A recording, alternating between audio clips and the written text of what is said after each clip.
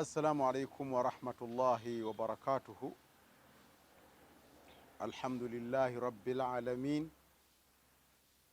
والعاقبة للمتقين ولا عدوان إلا على الظالمين.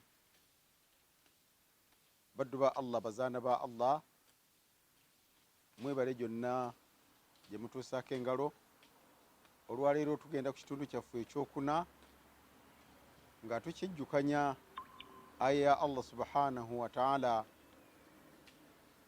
gye yatuteera mu surati al-Ahzab naga nti inna aradna al-amanata ala as-samawati wal-ardi wal-jibal fa abayna an yahmilnaha wa ashfaqna minha wa hamalaha al-insanu innahu kana zaluman jahula.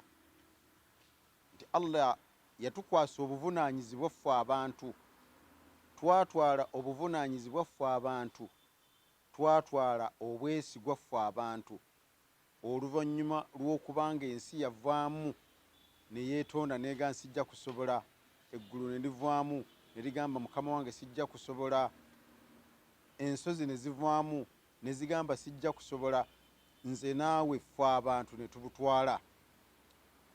Obwesigwa buli mu bintu bingi. Emabegakaawo twatunula obwesigwa obuli mu kwawula Allah, ne tutunula obwesigwa obuli mu busuubuzi, ne tutunula obwesigwa obuli mu kusaala mu kufuna wuzu. Olwaleero tugenda okutunula obwesigwa muganda wange mwannyinaze, obwesigwa obubwo mu kusiiba buli butya. Jjukira ekisiibo kiri wakati wo ne Allah subhanahu wa ta'ala. Ddala osiiba mu butuufu bw'okusiiba oba olya misana? Bw'osiiba okuuma ebitta ekisiibo n'obyewala, oba gw'osiiba ng'eno teweewaze bitta kisiibo? Bw'osiiba empazi z'ekisiibo zituukiriza oba tozituukiriza? Allah atugambye inna aradna al-amanata ala as-samawati wal-ard wal-jibal fa abayna an yahmilnaha wa ashfaqna minha wa hamalaha al-insan. Obwo bwesigwa obulina mu bulago bwo. Obwesigwa mu kisiibo tulina okubeera nga tuli beesigwa, ng'omanyi nti omulimu gwenkola gwa Allah era Allah yagenda okunsasula. Bwe gunnema Allah yagenda okumbonereza. Kyova olaba nti mu hadithi emu mbaka sallam yatugamba nti man lam yada qawla az-zur wa al-amalin bih falaysa lillahi haja min an yada ta'amahu wa sharabahu. Ompaka yagamba sallallahu alaihi wasallam nti omuntu yenna bw'aba asiibye naye ng'asiibye busiibi just mujarradu kusiiba nti siridde sinywedde, n'obanga ebisiibulula tosobodde kubyeresa ebituusa empeera z'ekisiibo omuntu okuyitibwa nti musiibi, tobikoze. Yagamba mu hadithi omwo ti Allah subhanahu wa ta'ala talina bwetaavu mu kulekayo butalyakwo, mu kulekayo obutanywa.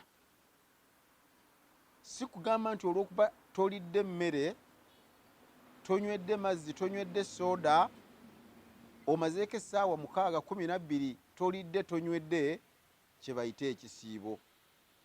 Yaga nti man lam yada qawla zuur, omuntu bw'aba asiibye naye nga tasobola kweresa bigambo bya swakaba, kweresa bigambo bya bulimba, kweresa bigambo bya bwonoonefu, kwolesa bigambo bisiibulula n'okubikolerako nga tosobola kubireka kubikolerako, Allah takwinaako bwetaavu kulekayo mmere kubanga osiibye naye ng'osiibye bibyo. Si kyekisiibo kya Allah kye yakulagira osiibe.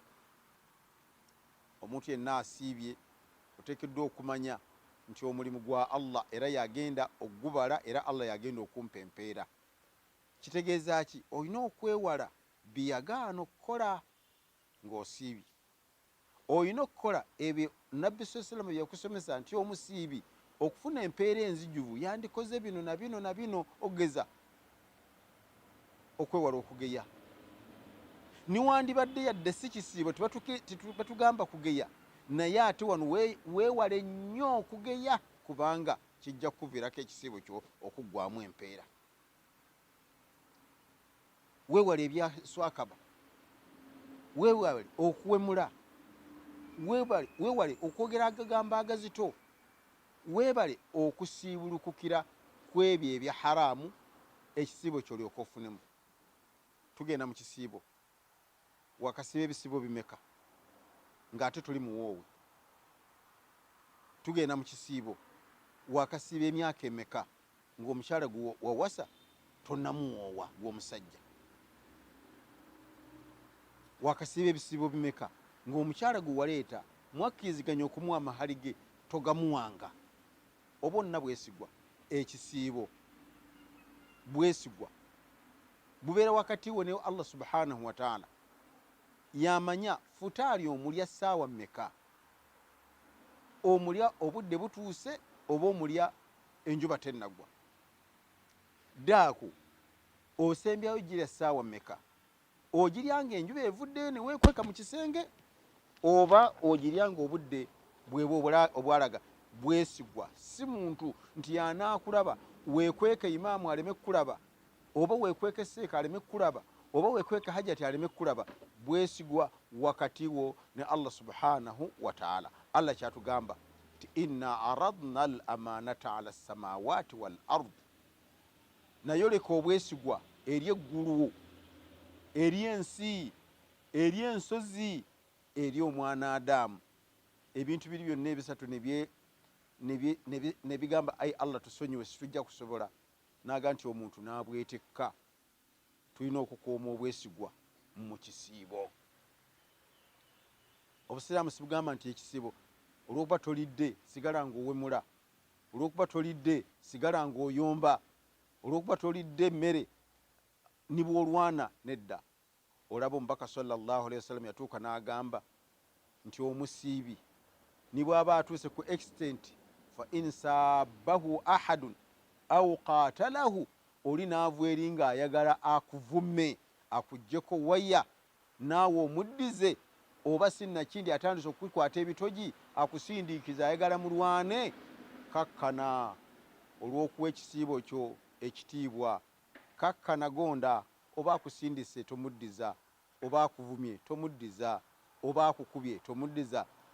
Ogambe inni saimu, inni saimu, ndeka nsonyiwa, ndeka nesonyiwa, nze nsiibye. Naye bangi oyinza okuga nti kamanyira katya kankawutule kategeere, kalowooza olw'okuba nasiibye siikakube nja kuwutula. Akuvumye oli musiru nti naawe oli musiru, tolina magezi omukube bomu enamusa. Nedda. Omusiibi olina kuba mukakkamu. Olwaki? Olw'okumanya valyo y'ekisiibo gy'oliko, olw'okumanya empeera z'ogenda okufuna mu maaso ga Allah. Kino kitono nnyo, oba akuvumye mwenenye, kino kitono nnyo, oba akukubye luyi mwenenye, ofuna empeera zo mu bujjuvu. Obwo bwe bwesigwa. Ekisiibo bwe bumu ku bwesigwa Allah bwe yatukwasa. Allah yalina okutunula ekisiibo kyo kiweddeko kitya, okisiibye otya, onaafuna mpeera zenkanawa. Tusaba Allah subhanahu wa ta'ala atufuulire mu baddu be n'abazaana be abanaasiba omwezi gwa Ramadani nga tunoonyaamu empeera ennungi era azituwe era tusobole ozikolera. Wassalamu alaikum wa rahmatullahi wa barakatuh.